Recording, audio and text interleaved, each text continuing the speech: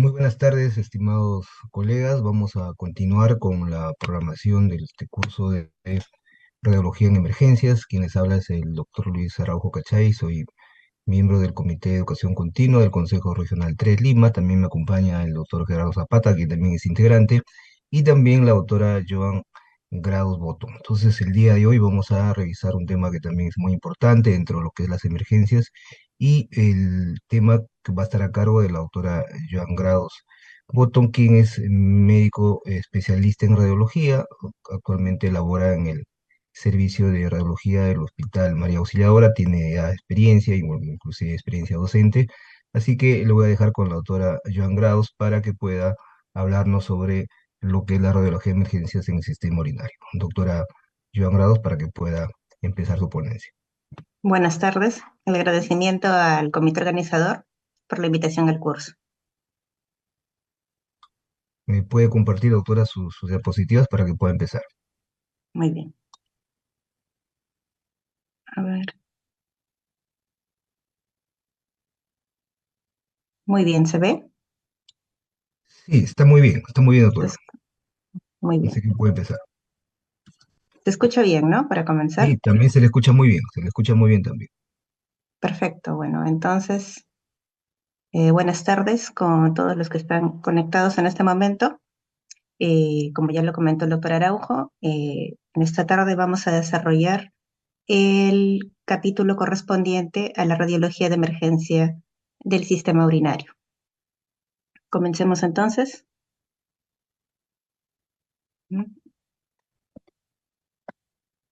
Bueno, Bueno, esto es lo que vamos a desarrollar, ¿sí?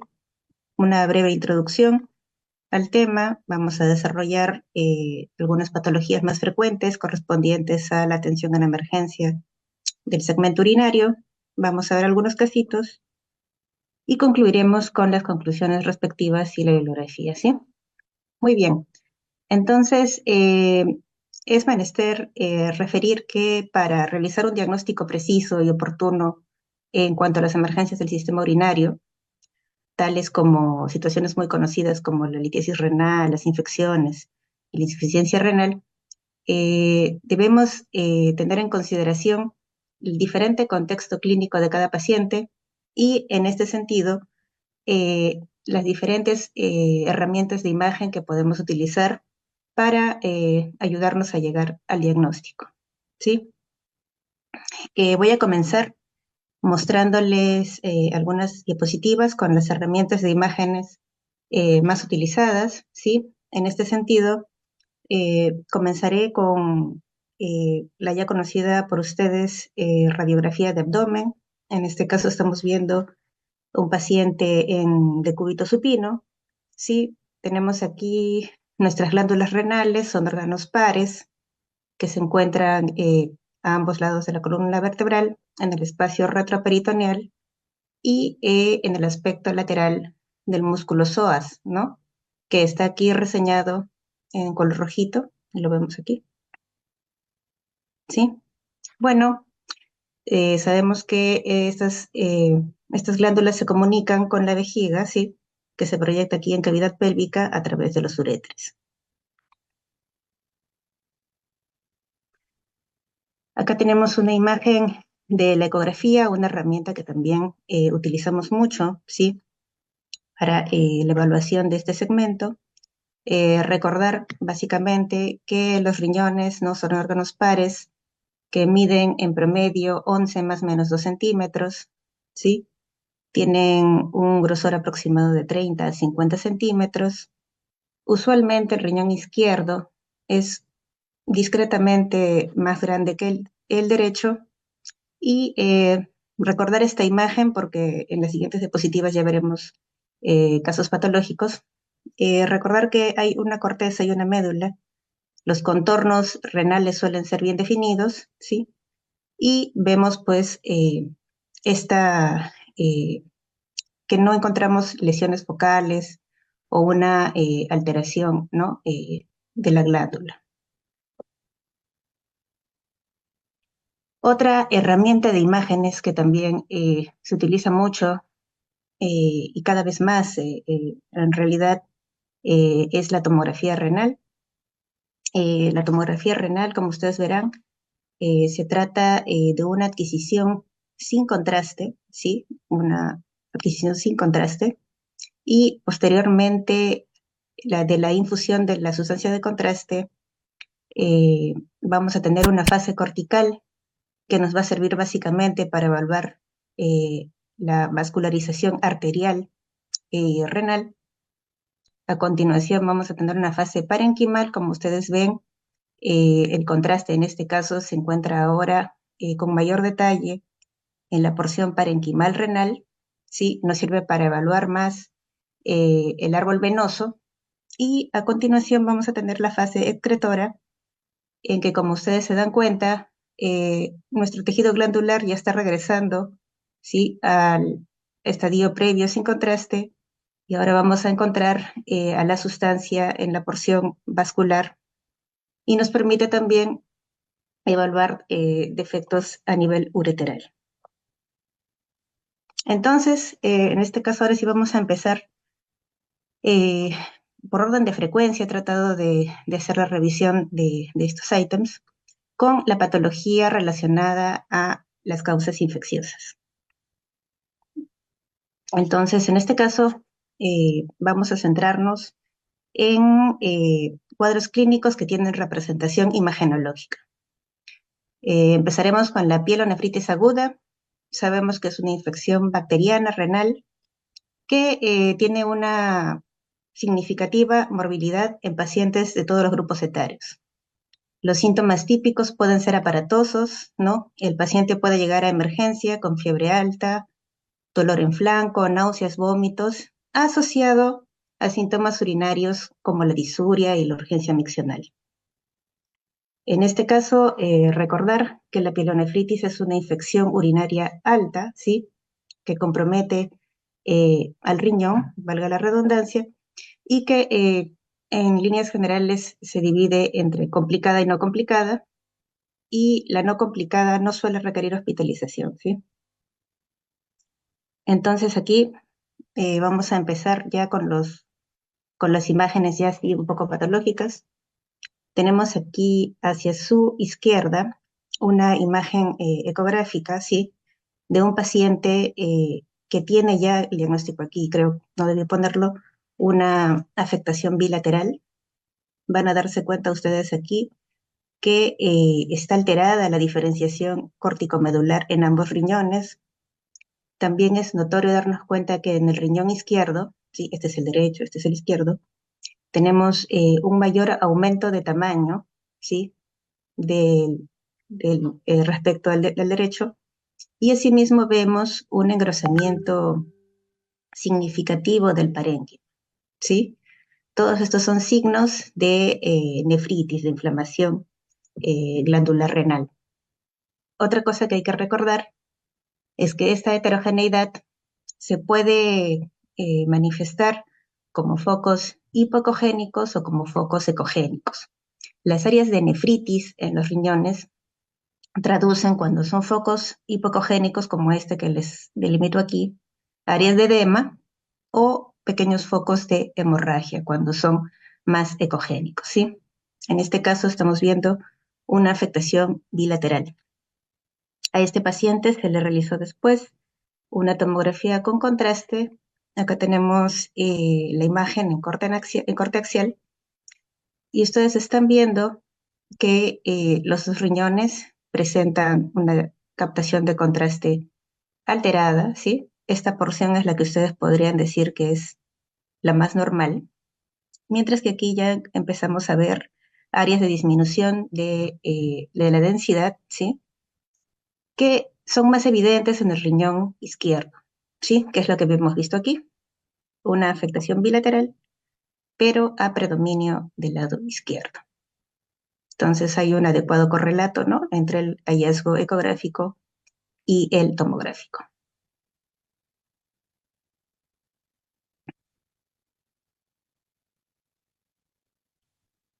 Este es otro caso de una paciente femenina Igual, como ustedes pueden darse cuenta, estamos aquí observando una tomografía en corte axial. Vemos las áreas de menor densidad, ¿sí? Hacia el polo posterior del riñón derecho, ¿sí? Estas son las áreas donde no hay una adecuada captación de la sustancia de contraste. Esta que ustedes ven aquí sería el área conservada, mientras que observan que el riñón izquierdo en su totalidad tiene una disminución de la densidad, ¿sí? Esto de aquí lo podemos corroborar en la reconstrucción coronal. Observamos el riñón izquierdo, perdón, de tamaño ligeramente incrementado respecto a contralateral y observamos lo que habíamos estado comentando también, el engrosamiento, ¿sí? Parenquimal y la disminución de la captación del contraste de forma difusa. Esta es una pielonefritis eh, todavía sin complicaciones. Vamos a ver que este cuadro se puede complicar. Acá tenemos un ejemplo de ello. La presencia de colecciones o abscesos, ¿sí? Son una de las complicaciones más frecuentes de la pielonefritis, ¿sí? Esta se produce sobre todo cuando la paciente tiene un trasfondo mórbido importante o cuando no llevamos un adecuado tratamiento. Nuevamente, en este caso, el riñón afectado es el riñón derecho, en la diferencia de tamaño, izquierdo en este caso es normal, el riñón derecho aumentado de tamaño de forma difusa, y hacia su polo posterior ven esta imagen así como media luna de menor densidad que consiste pues en la colección. Esta colección, como ustedes verán, se encuentra dentro de la fascia que recubre el riñón y desplaza, ¿sí?, el tejido glandular hacia anterior. Acá, esta no es la misma paciente, en este caso el que está alterado es el riñón izquierdo. Tenemos la reconstrucción coronal, en donde ustedes pueden ver la marcada diferencia de tamaño. Si bien es cierto, el riñón izquierdo normalmente es un poco más grande que el derecho, esta diferencia de tamaño no debe superar el centímetro, centímetro y medio. Sabemos que el volumen es considerablemente mayor del lado izquierdo. Y vemos de forma sutil la presencia ya de estas áreas de baja densidad hacia la periferia renal, sobre todo a nivel del polo superior, vean ustedes, donde se ve este punteado, esta área de baja densidad, que no es otra cosa que la formación ya de pequeños abscesos. Esta ya es un caso, ¿no?, igual que este, de pielonefritis complicada. Acá tenemos otro caso más. Estas dos imágenes corresponden al mismo paciente. Vean aquí nuevamente el riñón que está alterado es el riñón izquierdo. Vean el riñón derecho. Acá estamos observando una fase contrastada parenquimal. ¿Sí? Vean, esa sería la captación adecuada del contraste. Mientras que aquí vemos que de forma difusa la perfusión está disminuida y además el tamaño renal está bastante incrementado, ¿no? Vean, está bastante heterogénea este riñón izquierdo. Lo vemos también aquí en la reconstrucción coronal, lo que habíamos estado repitiendo, el tamaño bastante incrementado del riñón izquierdo respecto al contralateral. Vean la heterogeneidad del tejido glandular, ¿sí? Hay una pérdida de la diferenciación córtico-medular y además vemos aquí muy pegadita a la cápsula, ¿no?, a la cápsula glandular, estas áreas de baja señal, esta de aquí también, esta de acá, que, igual que esta, constituyen áreas de microabscesos. Muy bien, vamos a ver otro ítem más, que es el que corresponde a la pionefrosis. ¿Qué es la pionefrosis? Esta es una complicación también, al igual que las anteriores a los abscesos, las colecciones de la pielonefritis aguda. Esta se trata de una complicación grave en la que ya vamos a ver acumulación de pus en el sistema colector renal. Usualmente esto es secundario a una obstrucción del tracto urinario. No es una entidad tan infrecuente en la literatura en realidad, y también la sintomatología es aparatosa, ¿no?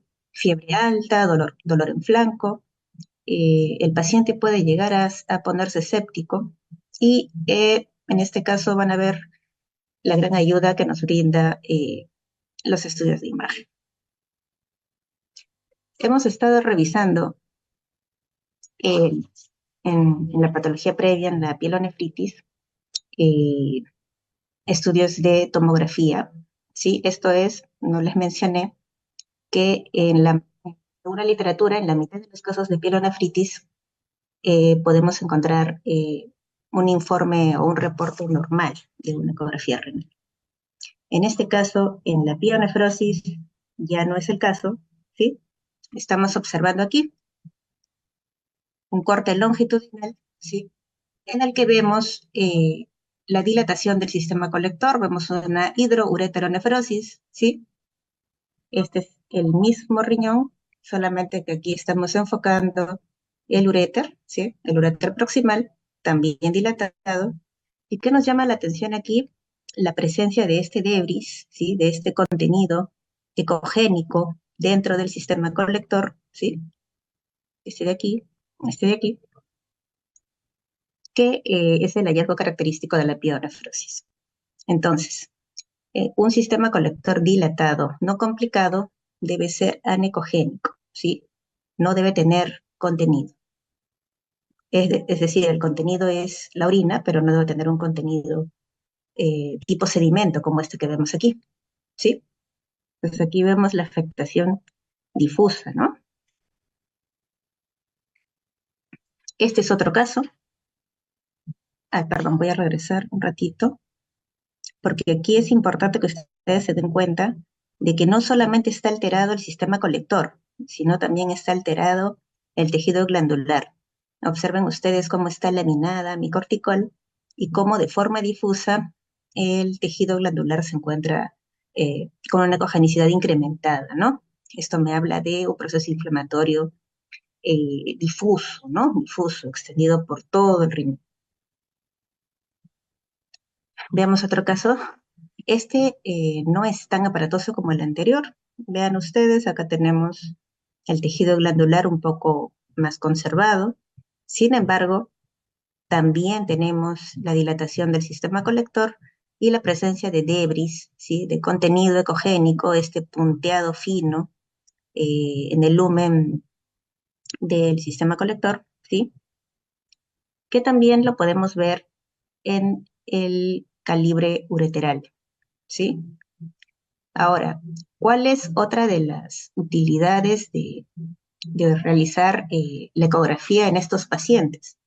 No es solamente observar que está dilatado el sistema colector y que tiene este contenido, este debris, sino también de tratar de ver, de buscar eh, en lo que condiciona la dilatación del mismo, ¿no?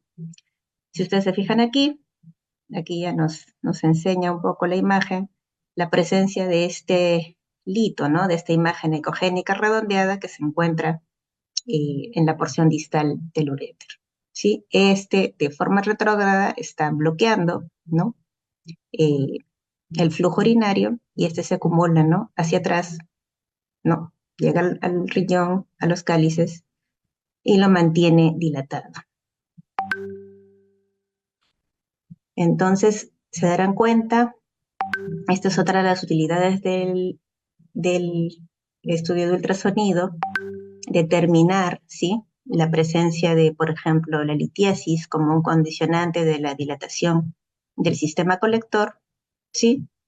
Este es otro caso también severo, donde también vemos la asociación con litiasis.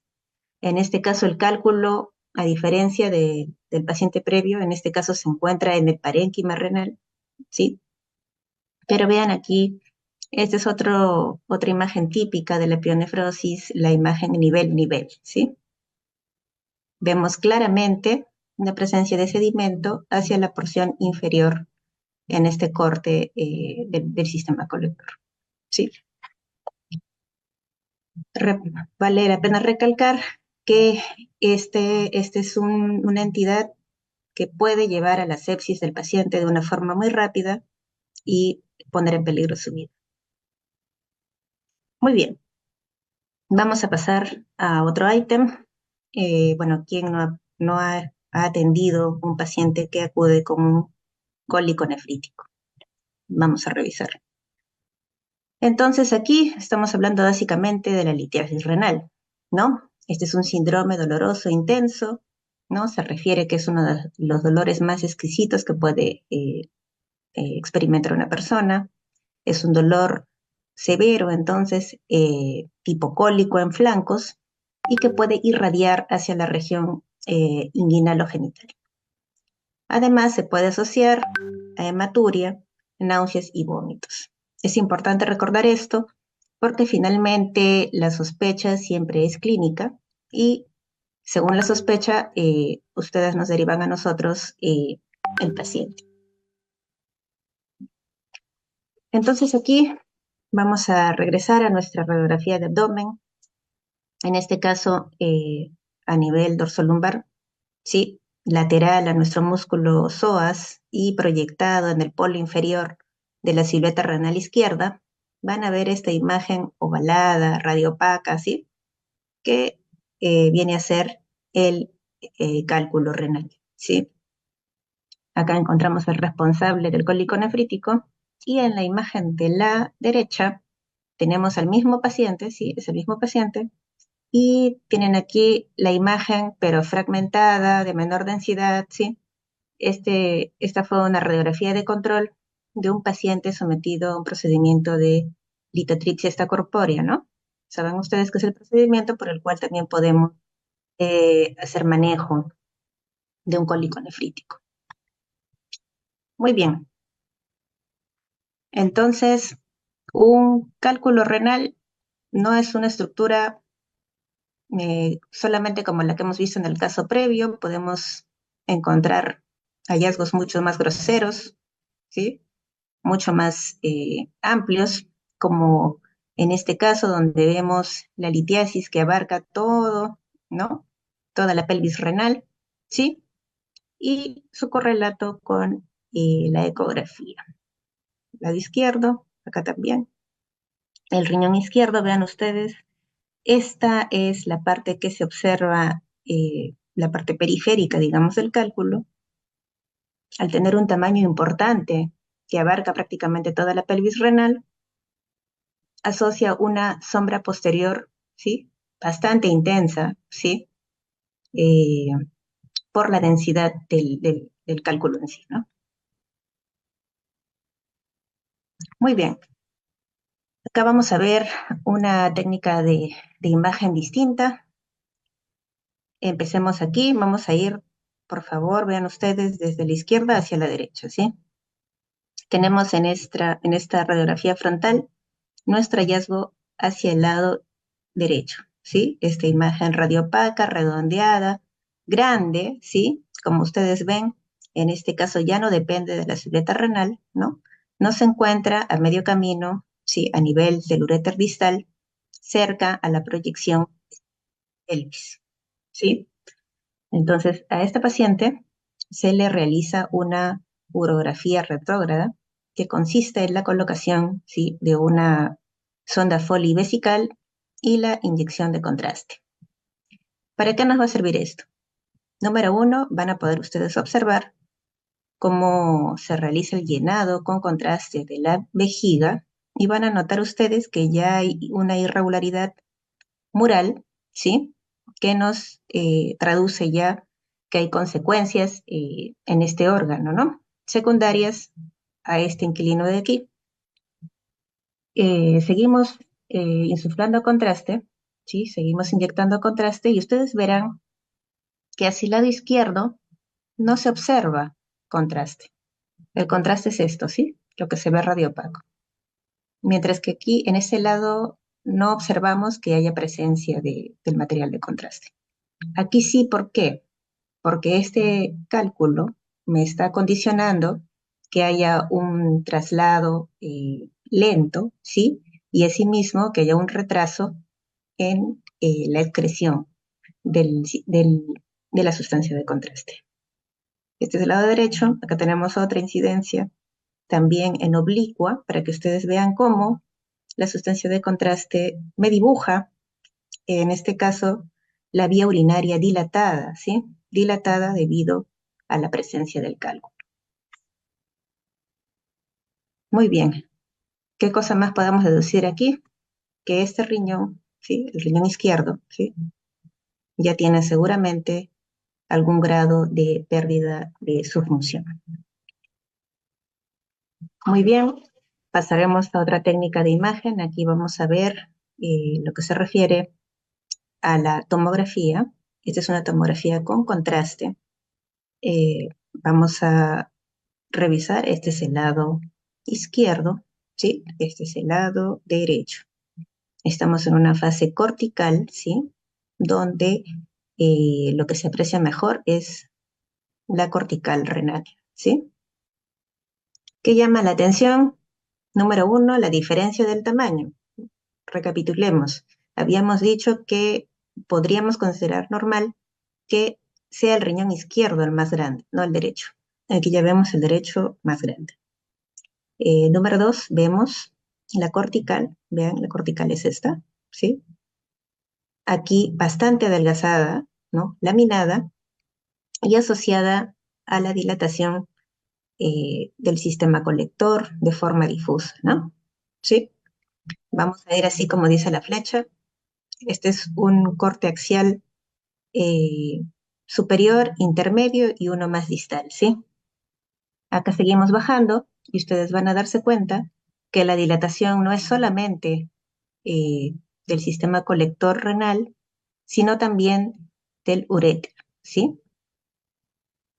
Seguimos bajando, seguimos bajando. Bueno, antes de pasar a la siguiente, vamos a ver que aquí en este lado, en el riñón, también había aquí una litiasis, que sin embargo no ocasiona dilatación del sistema colector. Y finalmente, en este corte más caudal, podemos darnos cuenta que este lito, esta imagen radiopaca de alta densidad, es la que nos estaba causando de forma retrógrada, ¿sí? De forma retrógrada, la dilatación del sistema colector de este riñón derecho.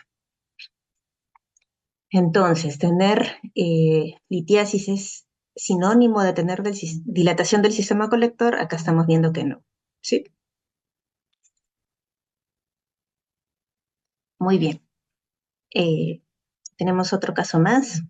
Eh, Empezamos con la secuencia habitual. En este caso, al paciente no se le solicitó una radiografía abdominal.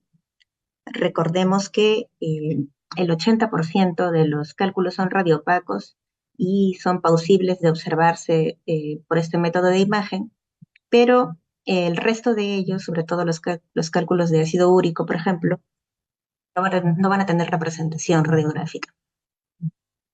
Vemos aquí el modo B ecográfico en este corte longitudinal renal y aparentemente les digo, no se observa una imagen litiásica. Nos apoyamos en el Doppler color, ¿sí? Y vamos aquí a darnos cuenta de que sí había un cálculo. Acá utilizamos el artefacto del centelleo, ¿sí? Que nos va a orientar a la presencia de imágenes litiásicas pequeñas. Acá vale la pena recordar de que la sensibilidad de la ecografía para el diagnóstico, la detección de litiasis, eh, es bastante útil, pero a partir de los 5 milímetros. Cuando tenemos estructuras como esta, más pequeñas, se hace más difícil, ¿no? El diagnóstico. Ahora, este paciente, ¿sí? Se somete a una tomografía sin contraste y aparentemente en las siluetas renales no observamos litiasis. Sin embargo, si somos acuciosos y seguimos viendo en la vía urinaria, vamos a encontrar que este pobre paciente tenía una litiasis a nivel de la uretra prostática. Casos como este, entonces, nos hacen nuevamente darnos cuenta eh, de de por qué, ¿no? La tomografía sigue siendo el gol estándar para la evaluación de pacientes, ¿no? No solamente porque me permite detectar los cálculos que no son radiopacos, los cálculos pequeñitos, sino también los cálculos que se encuentran en posiciones por las que no podemos acceder a través de otros métodos de imágenes. Muy bien, vamos a pasar ahora a lo que se refiere a la insuficiencia renal aguda.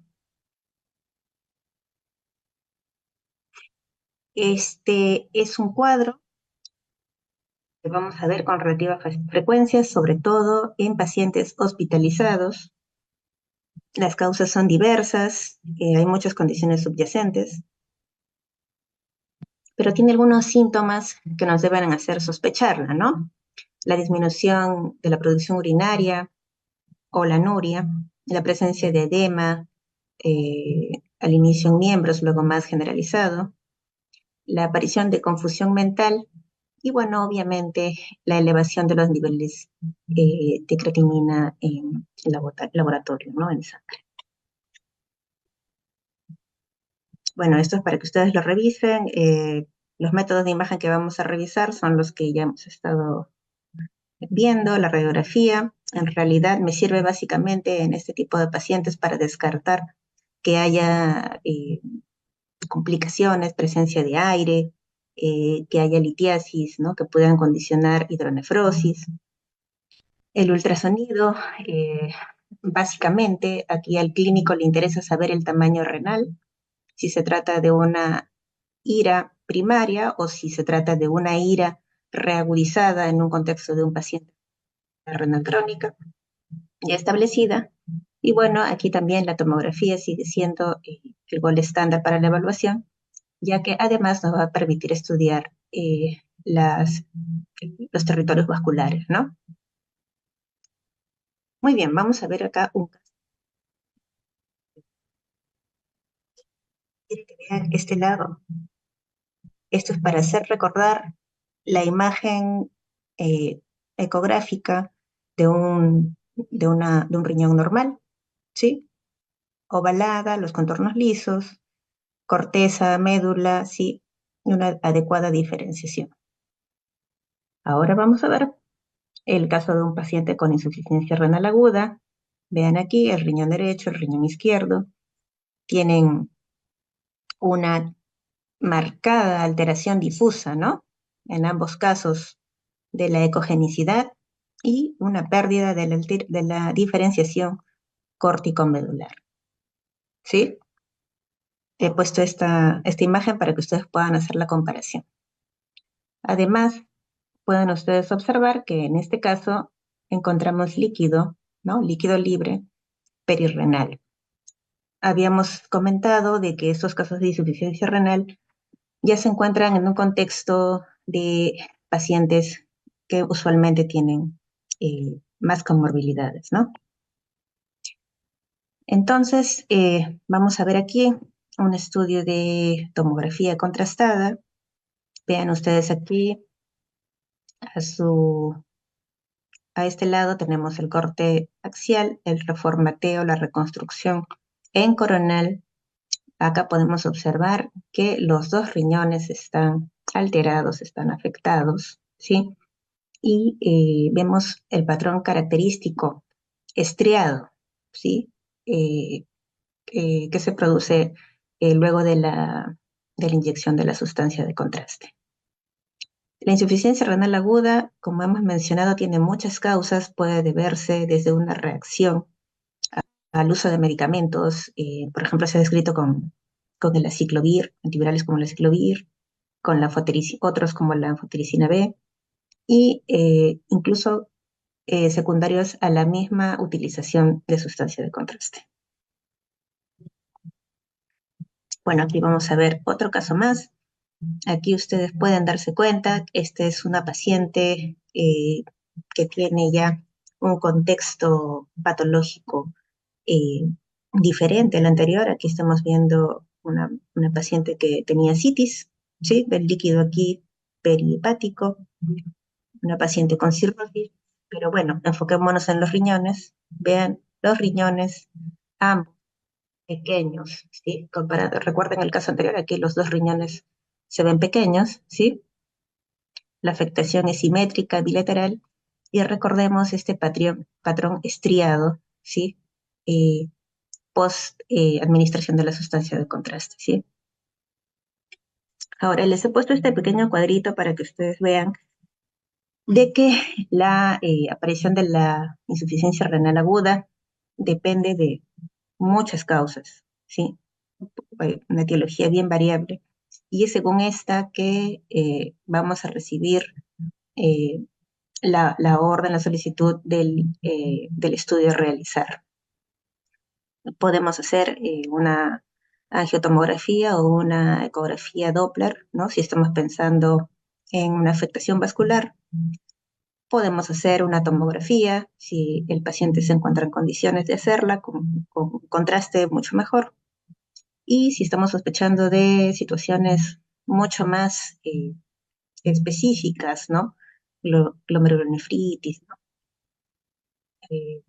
Contexto de alteración de la autoinmunidad, podríamos incluso llegar a necesitar una biopsia renal para llegar a un diagnóstico. Muy bien, vamos a pasar ahora a lo que se refiere a la patología vascular renal. Acá también tenemos una variedad de trastornos en los cuales se va a afectar la perfusión sanguínea renal, lo cual se traduce en alteración de su función, ¿sí? Vamos a mencionar algunas condiciones relevantes: hipertensión renovascular, la trombosis de la vena renal y la embolia renal. Aquí hay que recordar que cuando tenemos casos de pacientes con hipertensión de difícil manejo, de instauración muy brusca, tenemos nosotros la necesidad de sospechar que no se nos pueda estar pasando una de estas condiciones, ¿sí? Nuevamente, van a ver ustedes, eh, la forma de presentación puede ser muy aparatosa, ¿sí? Muy bien, entonces aquí vamos a ver un caso. A ver, vamos a comenzar de aquí, de arriba, hacia la derecha, ¿sí?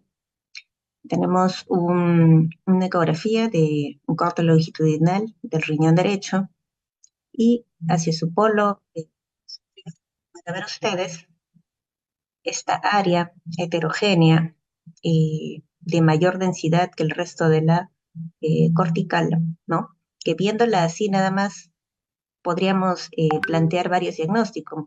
Podríamos pensar que es una colección, podríamos pensar que se trata de una lesión sólida, ¿sí? Y bueno, continuamos la exploración ecográfica y empezamos a utilizar a nuestro Doppler color. En este caso, lo que aquí estamos revisando es la vasculatura renal. Vean ustedes cómo hay perfusión, ¿sí? Esta área en azul. Sin embargo, cuando quiere continuar su recorrido hacia el riñón, vemos que aquí hay algo, ¿sí? Vemos que aquí hay algo en la luz vascular que no permite el paso del flujo sanguíneo. Entonces a este paciente le hacemos una tomografía con contraste. Tenemos nuestra tomografía axial. Vemos aquí el riñón izquierdo. Habíamos visto que estaba bien, no había ningún hallazgo reseñable, pero en el derecho, ¿sí? Habíamos visto esta área, ¿no? Que es esta de acá. Un área de baja señal, de contornos más o menos definidos dentro de la fascia renal, ¿sí? Y que lo más importante es que ustedes se den cuenta de que aquí no llega el contraste. Acá llega de una forma homogénea, acá a esta parte no llegamos a ver el paso de la sustancia de contraste.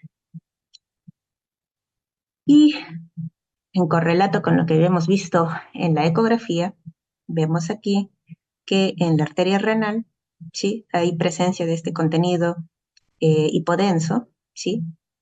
En el interior del vaso, que es el que me condiciona esta área de infarto renal, ¿sí? Si aquí nosotros hubiésemos puesto nuestra cajita de Doppler color, veríamos que esta área entonces no está vascularizada. Es un área isquémica, un área de infarto.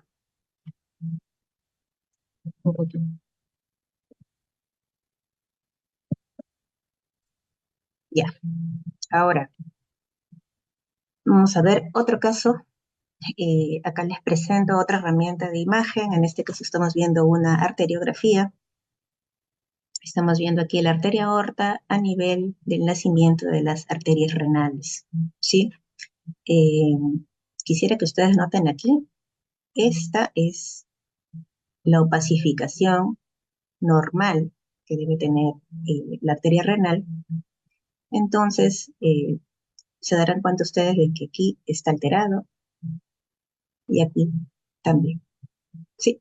Sin embargo, ven ustedes esta opacificación así, el paso de sangre hacia acá, que se llega a dar hacia los segmentos distales, ¿no?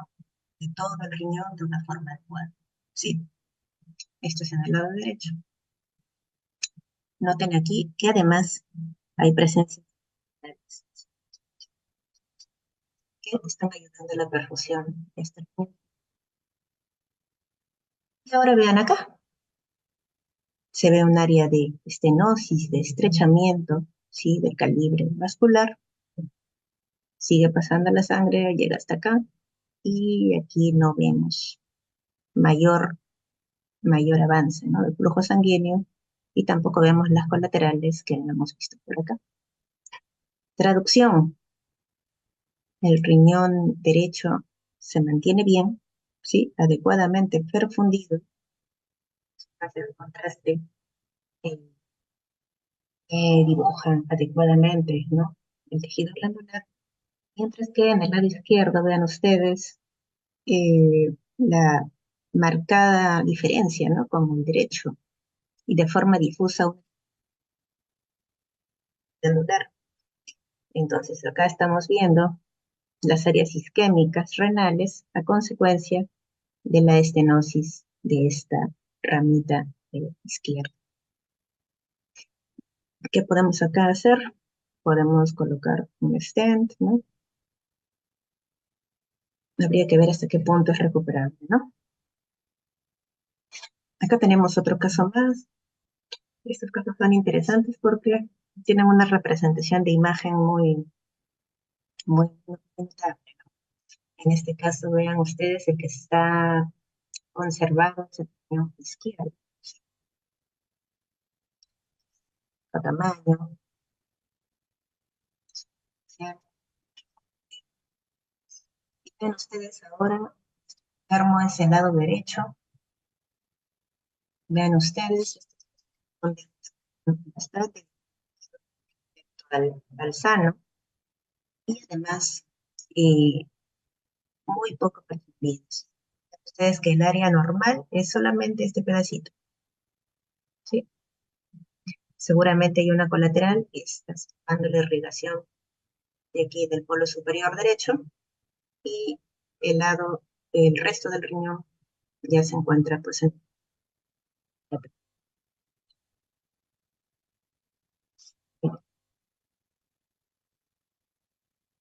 Estos casos usualmente, eh, igual, ¿no? Para recordar, depende de la etiología para poder sospechar sospechar su comportamiento, ¿no? Recordar que la gran parte de eh, las estenosis no vasculares tienen mucha relación con la aterosclerosis y suelen ser de un curso, digamos, más o menos prolongado, pero hay otros casos y que afectan a personas más jóvenes que tienen esta presentación de urgencia, ¿no? Bueno, pasaremos a otro ítem, que es el de los traumatismos. Los traumatismos del sistema urinario suelen ser lesiones graves. En la mayor parte de los casos están dentro de un contexto de accidentes vehiculares o de caídas de altura. Saben ustedes, pueden ser abiertos o cerrados. Eh, no hay una sintomatología que, digamos, de forma fehaciente oriente, ya que en líneas generales podemos ver que hay hematuria o dolor abdominal, pero todo esto depende también.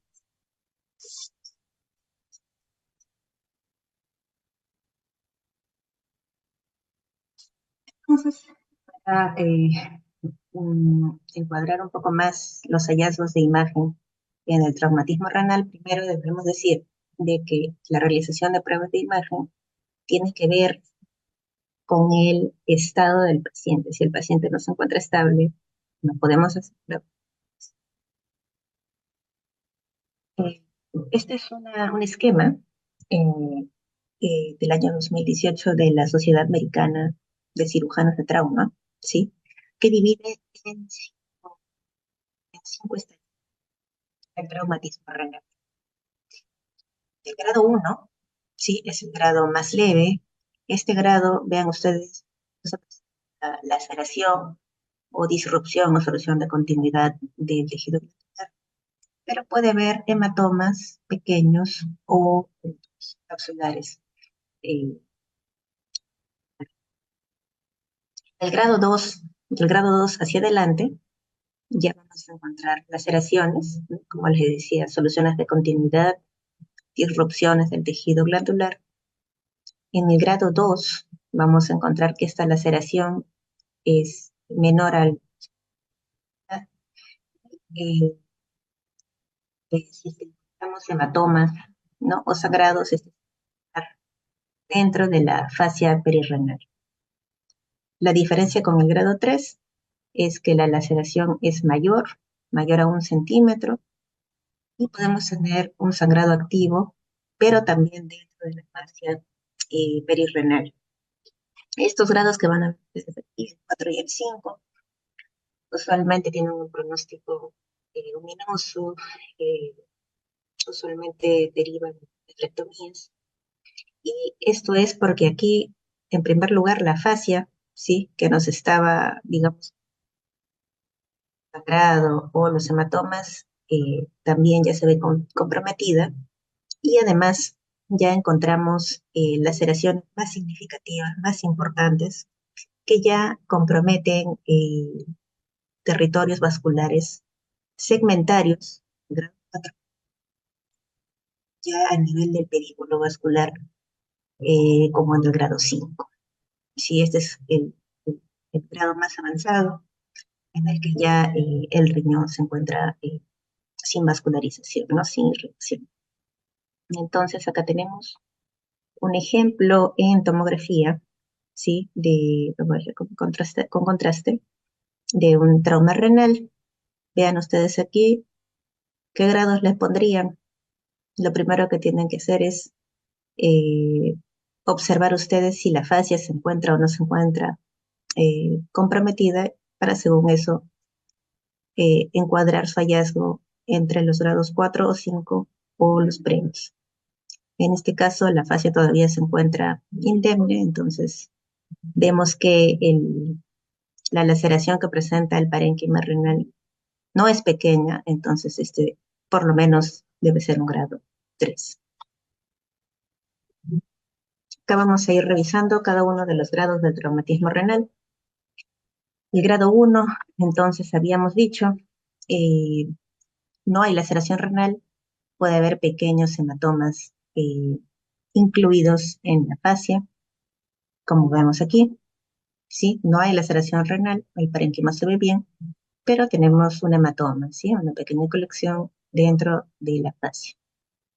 El grado 2, aquí sí ya hay una laceración, ¿sí? Una laceración, una solución de continuidad, pero menor de 1 centímetro, y se asocia, miren, a este hematoma también contenido en la fascia. Uy, me pasó. Este es el grado 3. La diferencia, habíamos dicho, del grado 2 con el grado 3 es la profundidad de la laceración, en este caso mayor a 1 centímetro, sí, mayor a 1 centímetro, pero con la fascia indemne todavía, y en este caso puede haber todavía la presencia de sangrado activo. El grado 4, ya vemos una laceración importante, vean ustedes aquí en esta reconstrucción sagital, se ve que ya la solución de continuidad abarca todo el grosor renal, ¿sí? Y también hay compromiso de la fascia. Además, y lo que caracteriza el grado 4 y 5, el compromiso. Acá podemos observar la presencia de la percusión con el contraste, diríamos todavía conservada en el polo superior, mientras que vean ustedes este polo inferior ya empezamos a ver heterogeneidad, ¿no? En la captación del contraste, seguramente ya hay compromiso de las arterias que irrigan este polo.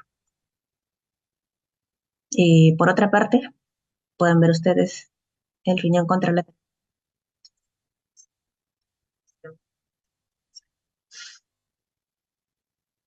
Ahora vamos a ver el último de los grados, el grado 5.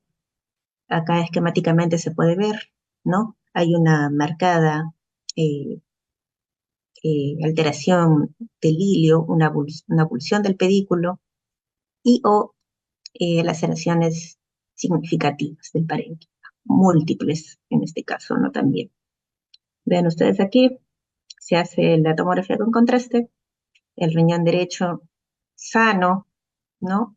Capta contraste de una forma adecuada y miren el riñón izquierdo, cero captación, ¿sí?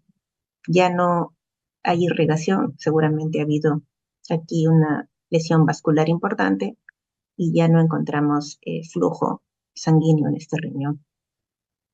Lo que sí vemos también es la colección asociada, ¿no? Seguramente es el sangrado a consecuencia del traumatismo. Muy bien. Para no dejar de lado a la ecografía, eh, se puede ver, se puede estudiar un paciente, acá estamos viendo que sí. A ver, repasando un poco lo que hemos estado conversando, tenemos acá un corte longitudinal, tenemos una laceración del parénquima, ya no es un grado 1. Esta laceración no parece tan pequeña, entonces ya no es grado 2, ¿sí? Puede ser un grado 3 en adelante. ¿Qué cosa teníamos que ver? La fascia, ¿no? La fascia aparentemente está conservada, entonces vamos a apoyarnos en nuestro Doppler color a ver si hay irrigación. Si lo hay, ¿sí? Más aparentemente en un polo que en el otro. Entonces aquí estamos viendo eh, un caso grado 3 o 4, ¿no? De lesión.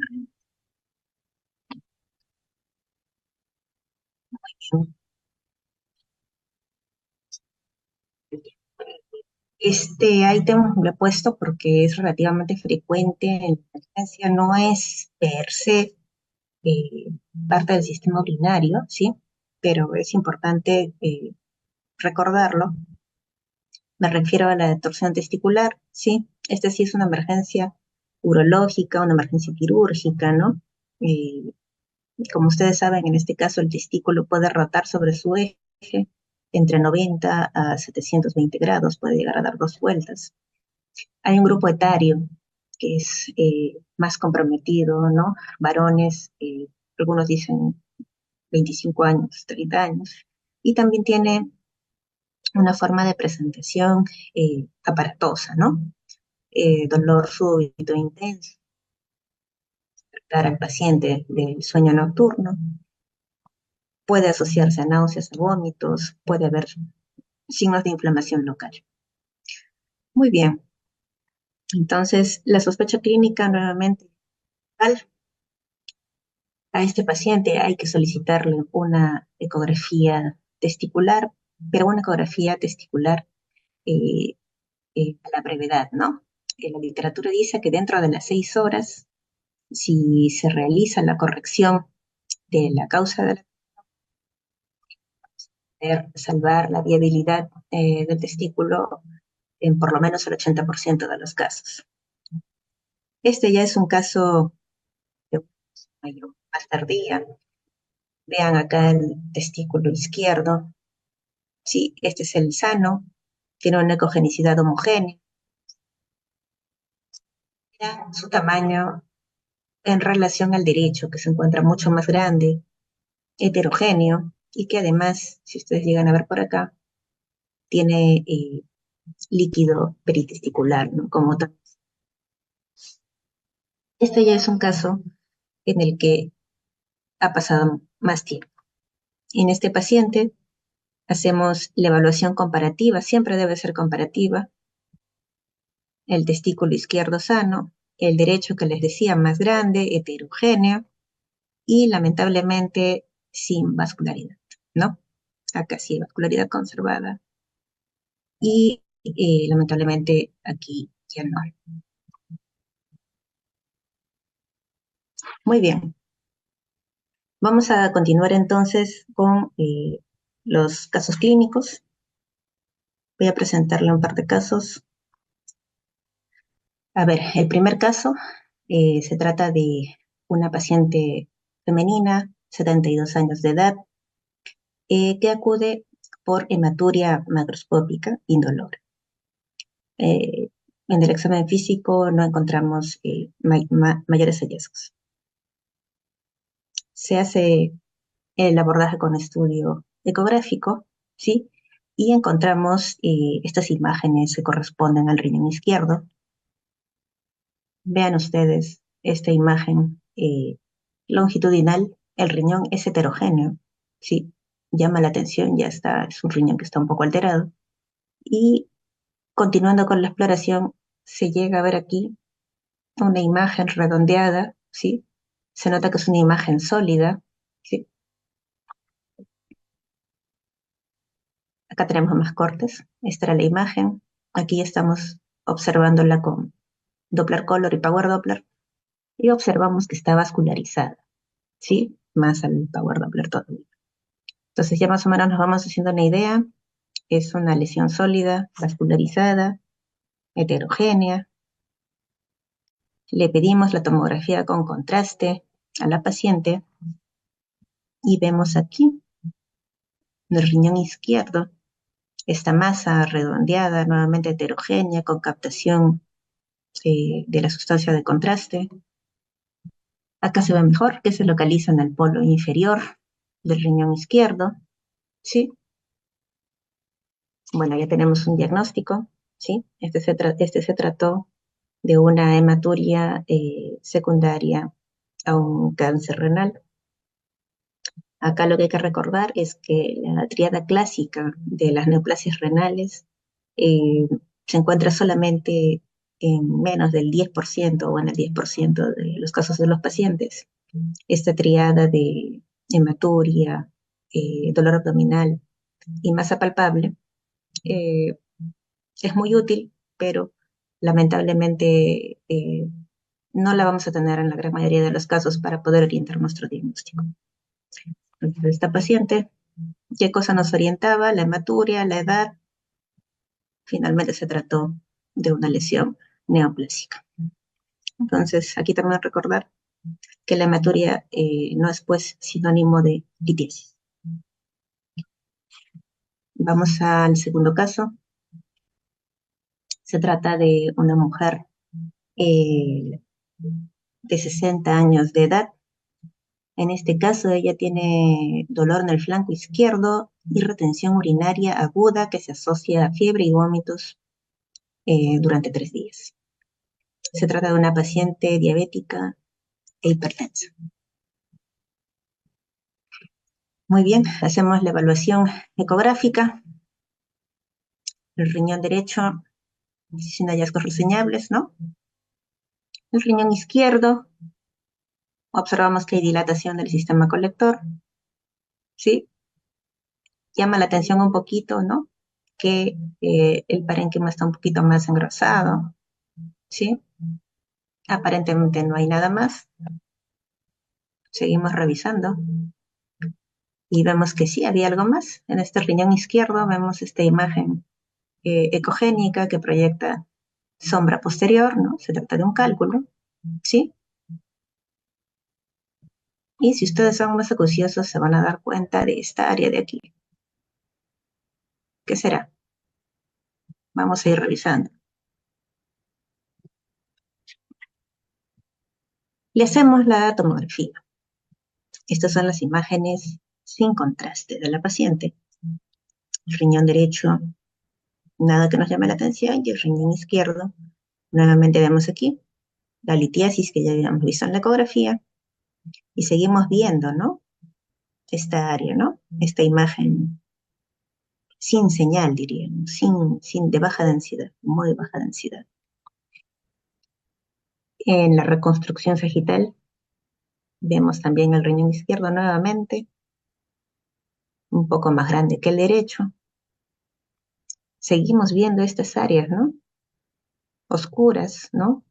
Que en este contexto ya sabemos que se trata de aire, ¿verdad?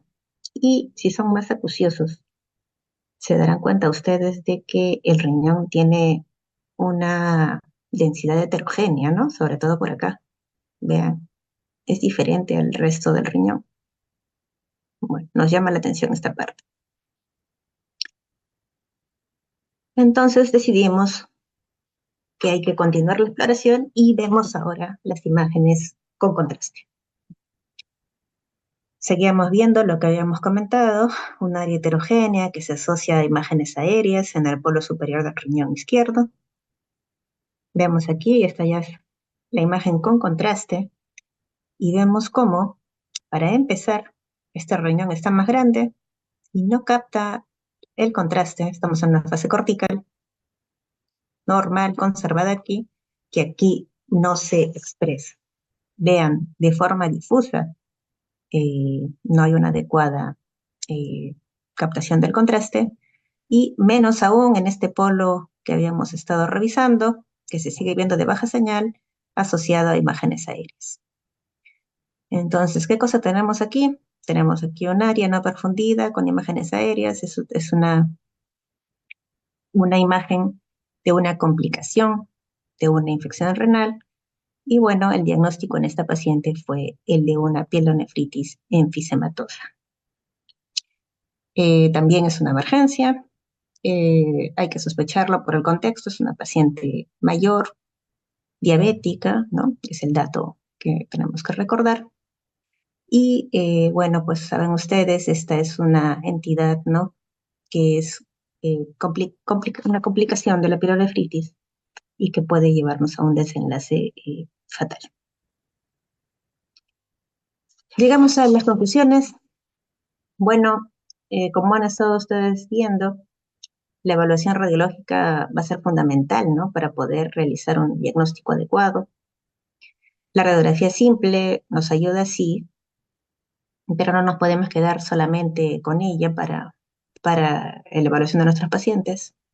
Eh, Usualmente nos apoyamos en el ultrasonido y en la tomografía para poder realizar una evaluación más exhaustiva, ¿no? De los casos. Esta correcta interpretación de las imágenes nos va a permitir tener intervenciones adecuadas y mejorar el pronóstico de nuestros pacientes. Esta es un poco la bibliografía que he revisado, y bueno, les agradezco por su tiempo y por acompañarme en esta disertación. Gracias. Muy bien, le agradecemos pues a la doctora John Grado por la excelente presentación de los casos inclusive. No sé si el doctor Gerardo Zapata, para de repente algunas preguntas, mientras esperamos pues también algunas consultas o preguntas que puedan hacer los colegas por la plataforma virtual. Doctor Gerardo Zapata, ¿me escucha? Muy bien, doctora, algunas Sí. emergencias en pacientes pediátricos, no sé si nos puede ayudar de repente para los colegas, no se olvide que los colegas, la gran mayoría, pues son del primer nivel de atención. ¿Cómo podrían ellos un poco ayudarse también de las imágenes, ¿no? Correcto. Como habíamos estado mencionando, una de las patologías de mayor demanda en pacientes pediátricos es la que tiene que ver precisamente con la torsión testicular. Habíamos mencionado que, si bien es cierto, hay un rango etario que va desde la niñez hasta más o menos 25 o 30 años de edad, es sobre todo en pacientes pediátricos y o adolescentes donde se puede presentar esta emergencia. Eh, por eso la coloqué en la disertación, hacerles recordar a los colegas de que más importante, la sospecha clínica es lo más importante para poder después nosotros recurrir a una confirmación de imágenes, ¿no? Eh, ¿Qué más? Bueno, en el caso de los pacientes pediátricos, también es importante mencionar que básicamente hay que descartar la presencia de malformaciones renales, ¿no? Cuando estamos hablando de pacientes muy pequeñitos, neonatos, por ejemplo, es común que recibamos solicitudes de estudios para descartar la presencia de malformaciones renales. En este caso, recordar también cuando las madres tienen embarazos con algunas condiciones mórbidas, es importante valorar si hay alguna repercusión renal en sus productos, ¿no? Entonces, es relativamente frecuente recibir solicitudes de estos pacientes neonatos con esa digamos, índole, ¿no? De revisar que no haya alguna manifestación eh, por este proceso. Hay Mm, una pregunta que hace un colega de Rodrigo Rodríguez, dice, los cálculos sí. pequeños, por ejemplo, en pediátricos, ¿necesariamente deben generar sombra acústica posterior en la ecografía? Ya, es una buena pregunta. Había mencionado yo que la utilidad, la sensibilidad de la ecografía básicamente es más rentable cuando los cálculos miden a partir de 5 milímetros, ¿no? De diámetro. Cuando se trata de cálculos más pequeños, es mucho más difícil poder detectarlos con la ecografía porque, entre otras cosas, no se asocian a una sombra posterior muy significativa. Recordar que la sombra posterior, mientras más grande sea el cálculo, va a ser más fácil de poder verse, ¿no? De poder ser observada. Si tenemos cálculos de 3 milímetros, de 4 milímetros, va a ser muy frecuente que tengan una sombra posterior no significativa o muy leve. Ya, muy bien. Doctor Gerardo Zapata, ¿de repente alguna pregunta a la doctora Morados? Doctora Grau, buenas tardes. Buenas tardes. Doctora, muchas veces hemos visto pacientes con torsión testicular pediátricos y a estos pacientes, bueno, les hemos solicitado ecografía y muchas veces la ecografía nos genera a veces un poco de dudas porque a veces nos ponen orcoepididimitis, torsión versus torsión de Higati de Morgani. Es, es- es difícil el diagnóstico ecográfico en torsión testicular pediátrica. A ver, habría que comentar un poco la forma de diferenciar, ¿no? Estas entidades, ¿no? Cuando hablamos de la torsión del apéndice testicular, ¿sí? Estamos hablando de un remanente, ¿no? De un remanente de los conductos mesonéfricos. Este usualmente tiene una posición a nivel de la cabeza del epididio, ¿sí? Y nos va a dar una clínica que es diferente a la de la torsión testicular. En la torsión testicular, habíamos mencionado, es un dolor que una vez que inicia no cede, ¿sí? Y que tiene un correlato clínico también muy específico, como la maniobra de Fren, por ejemplo, que cuando elevamos nosotros el testículo nos va a exacerbar el dolor. Todo esto es sin todavía recurrir a la imagen. En el caso del apéndice testicular, nosotros podemos tener un dolor no tan agudo que se mantiene durante varios días. Esta ya es una de las principales diferencias clínicas con la torsión testicular. Lo otro es que si nosotros ya recurrimos a la ecografía, en la torsión testicular nosotros vamos a ver de todas maneras una alteración, una disminución o una ausencia del flujo en el lado del testículo afectado, mientras que en la torsión del apéndice testicular no es el caso, porque no es el problema el testículo en sí, ¿sí? Entonces la vascularidad va a estar conservada. Ahora, otras causas inflamatorias de esta área, como son la epididimitis y la orcoepididimitis, van a tener otras manifestaciones, como son el aumento del tamaño, el aumento de la ecogenicidad en relación a cambios inflamatorios, precisamente del epidídimo y secundariamente del testículo.